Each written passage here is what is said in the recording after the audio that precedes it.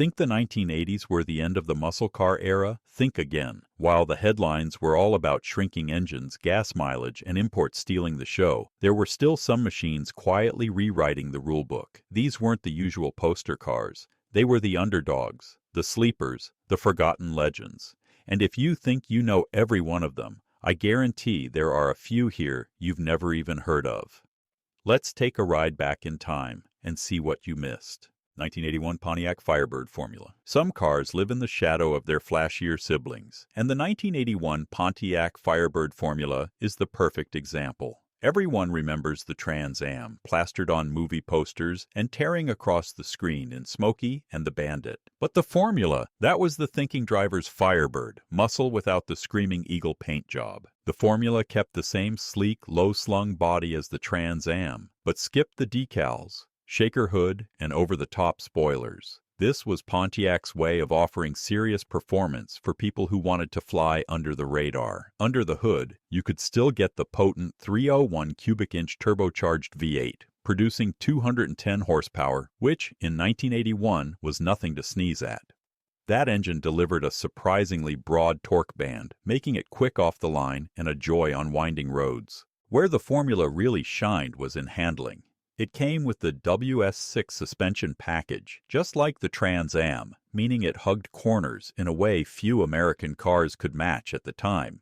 Four-wheel disc brakes, a limited-slip differential, and wide Goodyear Eagle GTs gave it grip and stopping power that made other muscle cars feel clumsy. And because it weighed a little less than a fully loaded Trans Am, it felt more agile. Inside, the formula was pure Pontiac, a driver-focused cockpit with clear gauges and just enough creature comforts to make long trips comfortable. The bucket seats and sports steering wheel weren't just for looks. They made the car feel like an extension of the driver. The result? A car that could outrun expectations without shouting about it. Collectors today still chase these for their mix of performance and subtlety. The 1981 Firebird formula proved you didn't need a giant bird on your hood to be a predator. 1982 Ford Thunderbird Turbo Coupe. When Ford unveiled the redesigned Thunderbird in 1982, it looked like they had finally decided to step into the future. Gone were the bloated lines of the late 70s. In their place was a leaner, more aerodynamic body that made the T-Bird look fast, even standing still.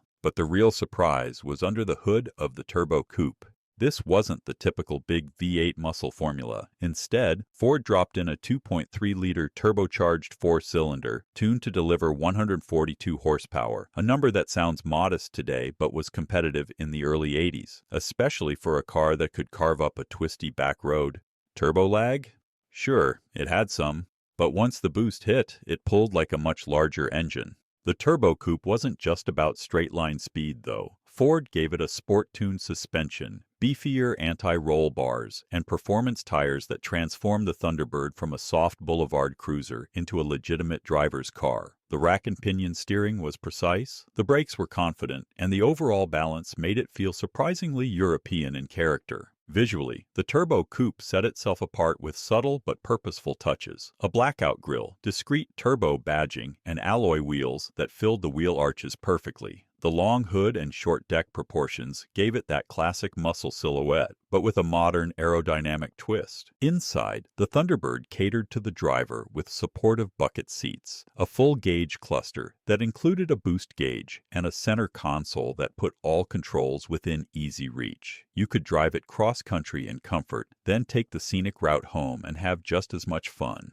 While the Turbo Coupe never reached the cultural status of the Mustang or Camaro, it quietly proved that muscle didn't have to mean massive displacement. In an era when many American cars were losing their edge, the 1982 Ford Thunderbird Turbo Coupe kept the thrill alive, just in a more refined, unexpected package. 1983 AMC Eagle SX4. If there was ever a car that didn't fit into a single box, it was the 1983 AMC Eagle SX4. Was it a muscle car? Was it a rally-inspired hatchback? Or was it a rugged off-roader in disguise? The answer is yes to all of the above. This was AMC's Wildcard, a liftback coupe that brought V8 muscle and all-wheel drive into the same sentence long before Subaru made it fashionable. The SX4 was essentially the sporty version of the AMC Eagle lineup. Instead of a bulky wagon, you got a compact two-door body with muscular fender flares, bold striping, and a slightly lifted stance that hinted at its off-road chops. Under the hood, the optional 304 cubic inch V8 gave it 125 horsepower and a healthy dose of torque, not huge numbers, but paired with AMC's Select Drive all-wheel drive system, it could put that power to the pavement or dirt better than most rear-wheel drive muscle of the day.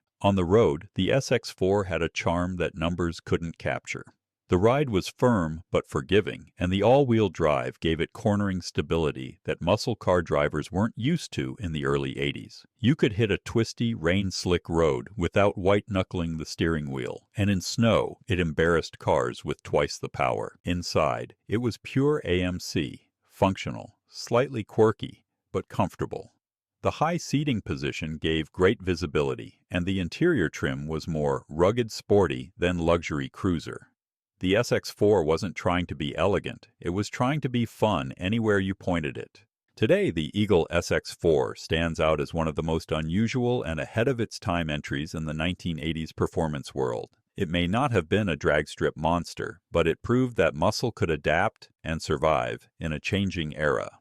1984 Chevrolet El Camino SS Choo Choo Customs Edition. If you thought the muscle car and the pickup truck were worlds apart, the 1984 Chevrolet El Camino SS Choo Choo Customs Edition was here to prove you wrong. Half car, half truck, and 100% 80s attitude. This special edition was the work of Choo Choo Customs, a conversion company in Chattanooga, Tennessee, contracted by Chevrolet to give the El Camino a performance edge, at least in style, if not outright horsepower. At its core, the El Camino SS was already a conversation starter. That long, sleek car front end flowing into a truck bed was unlike anything else on the road, but the Choo Choo Customs treatment added aerodynamic nose cones, sport striping, and a distinctive SS logo that turned heads wherever it went.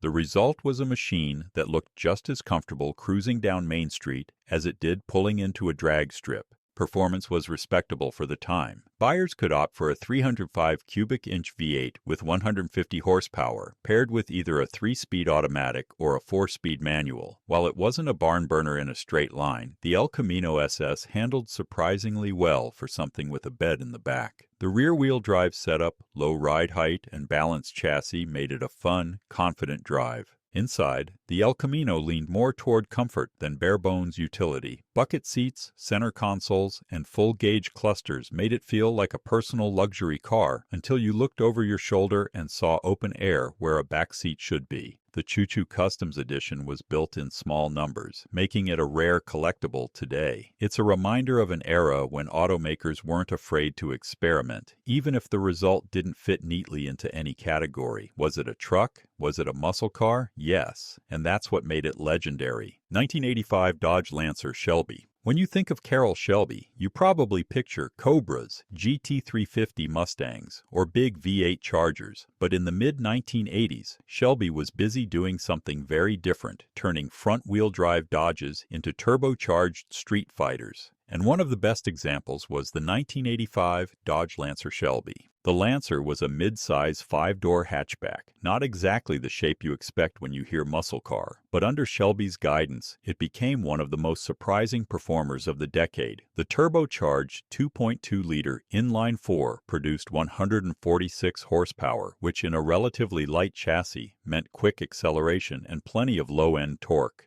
The 5-speed manual transmission kept you engaged, and the sport-tuned suspension turned the Lancer from a grocery getter into a corner-carving machine. Shelby didn't just work under the hood. The Lancer Shelby got visual upgrades that made it look as serious as it drove. Ground effects, alloy wheels, performance tires, and a blacked-out grille that gave it an aggressive stance. Inside, sport seats and a leather-wrapped steering wheel reminded you that this wasn't your neighbor's base Lancer. One of the most remarkable things about the Lancer Shelby was how it handled real-world driving. It wasn't just a weekend toy, it was a practical 5-passenger hatchback that could haul luggage and still embarrass much pricier cars on a twisty road. The combination of performance and usability made it something truly rare in the muscle world. Today, the Lancer Shelby is a cult classic, a reminder that muscle in the 80s wasn't always about displacement. Sometimes it was about clever engineering, forced induction, and the touch of a racing legend.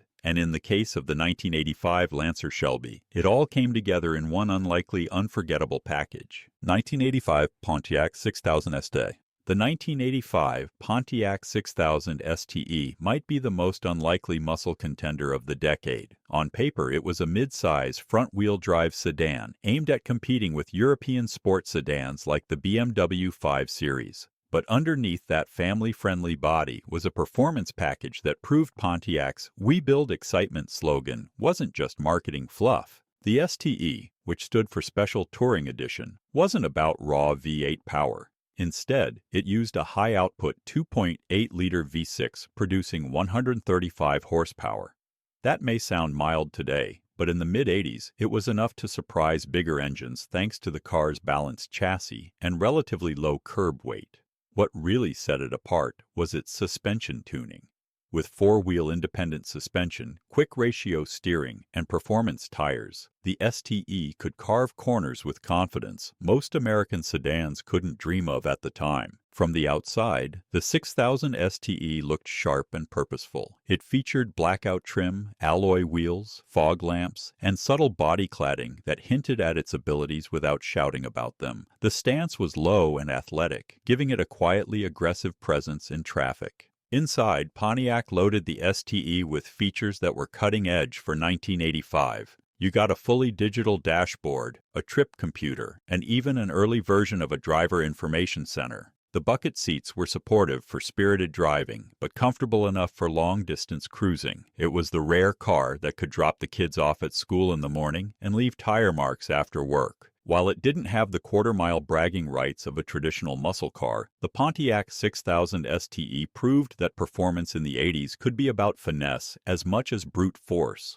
Today, it's a rare find, but those who own one know it's one of the most underappreciated driver's cars of its time. 1986 Ford LTDLX 5.0. If you've ever wished a four-door sedan had the heart of a Mustang, Ford granted that wish in 1986 with the LTDLX 5.0. At first glance, it looked like your neighbor's plain family sedan. Boxy lines, chrome trim, nothing flashy, but pop the hood, and you'd find Ford's 5.0-liter high-output V8, the same one that made the Mustang GT a street legend. Rated at 165 horsepower and 245 lb-ft of torque, the LTDLX had plenty of muscle to surprise unsuspecting stoplight rivals. More importantly, it came with a handling package that transformed it from a typical floaty sedan into something that could hold its own on twisty back roads. Ford fitted it with a performance suspension, larger sway bars, and 15-inch alloy wheels with performance tires. It also came standard with a 4-speed automatic transmission tuned for quick shifts and a limited slip differential to keep the power planted.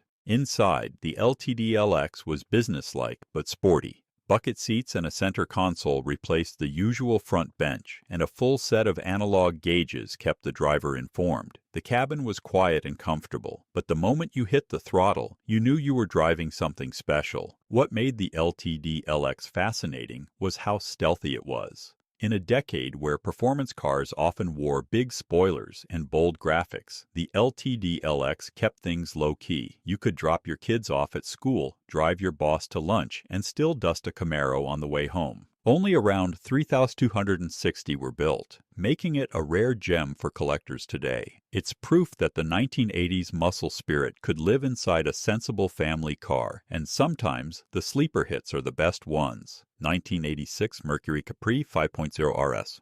If the Ford Mustang was the prom king of the Fox body era, the Mercury Capri 5.0 RS was its cooler, more rebellious cousin. Built on the same platform and sharing much of the Mustang GT's hardware, the Capri offered similar performance in a slightly more aggressive-looking package and in far fewer numbers. The 1986 Capri 5.0 RS came with Ford's fuel-injected 5.0-liter V8, rated at 200 horsepower and 285 lb-ft of torque. That meant strong acceleration, a throaty exhaust note, and plenty of torque to roast the rear tires on demand. A 5-speed manual transmission was standard, giving you direct control over all that power. What set the Capri apart visually was its unique bodywork. The bulging, bubble-back rear glass hatch, flared fenders, and slightly more muscular front fascia gave it a distinct identity from the Mustang. Mercury also offered unique color schemes and striping packages that made the RS stand out without crossing into gaudy territory. Inside, the Capri 5.0 RS was pure 80s sport coupe. Deeply bolstered bucket seats, a driver-focused dash, and an available leather-wrapped steering wheel made it feel like a proper performance car. The driving experience matched the look, sharp steering, firm suspension, and that unmistakable V8 soundtrack made every trip feel like an event. Because Mercury marketed the Capri as a more upscale alternative to the Mustang, sales were modest compared to its Ford sibling. That low production makes surviving examples rare today, especially unmodified ones. The Capri 5.0 RS proves that sometimes the lesser-known version of a famous car is the one worth chasing. It had the same muscle, a bit more style, and just enough rarity to make it special. In the world of 80s performance cars, it's a hidden treasure that deserves more recognition. 1987 Chevrolet Monte Carlo SS Aero Coupe. The regular Monte Carlo SS was already a favorite among muscle fans in the 80s, but the 1987 Aero Coupe was something special, and it existed for one reason: NASCAR. Chevrolet needed a more aerodynamic shape to keep up with Ford's Thunderbird on the high-speed ovals, so they built a limited run of street cars with the same slippery rear glass used on their race machines. The Aero Coupe's signature feature was its sloped, wraparound rear window. It wasn't just for looks. It cut drag and improved stability at speed. On the street, it gave the Monte Carlo a sleeker, more modern profile that set it apart from every other coupe in the neighborhood. Only 6,052 were built in 1987, which makes it a rare sight today. Under the hood, the Aero Coupe packed a 305 cubic inch V8 making 180 horsepower and 225 lb-ft of torque. It wasn't the fastest car in a straight line, but it delivered its power smoothly, with enough muscle to keep things interesting. A 4-speed automatic and rear-wheel drive kept it traditional, while the sport-tuned suspension gave it a more planted feel than most big American coupes of the era. Inside, the Aero Coupe was classic 80s GM. Comfy bucket seats, a center console shifter, and a dash full of big, easy-to-read gauges. It wasn't trying to be exotic. It was built to be driven, and it did that very well. For collectors, the Aero Coupe's NASCAR connection is its biggest draw. It's one of those rare production cars born directly out of racing needs, which makes it a living piece of motorsport history. It might not have had supercar speed, but in terms of style, rarity, and heritage, it's pure muscle legend. 1987 Chrysler Conquest TSI. It may have worn a Chrysler badge in the U.S., but the Conquest TSI was actually a Mitsubishi Starion in disguise, and it brought a dose of Japanese turbo muscle to the American streets in the late 80s. While not a traditional V8 bruiser, it earned its place among the era's legends by blending rear-wheel drive handling with turbocharged punch. The heart of the Conquest TSI was a 2.6-liter turbocharged inline-4 producing 188 horsepower and 234 lb-ft of torque. Thanks to a quick-spooling turbo, it delivered strong mid-range acceleration that could surprise bigger-engined rivals. A 5-speed manual gearbox was standard, making it an engaging driver's car from the moment you left the driveway. The Conquest's wide, aggressive stance and box-flared fenders made it look like it had just rolled off a Group B rally stage. Pop-up headlights, a deep front air dam, and functional vents gave it a purposeful, almost exotic appearance.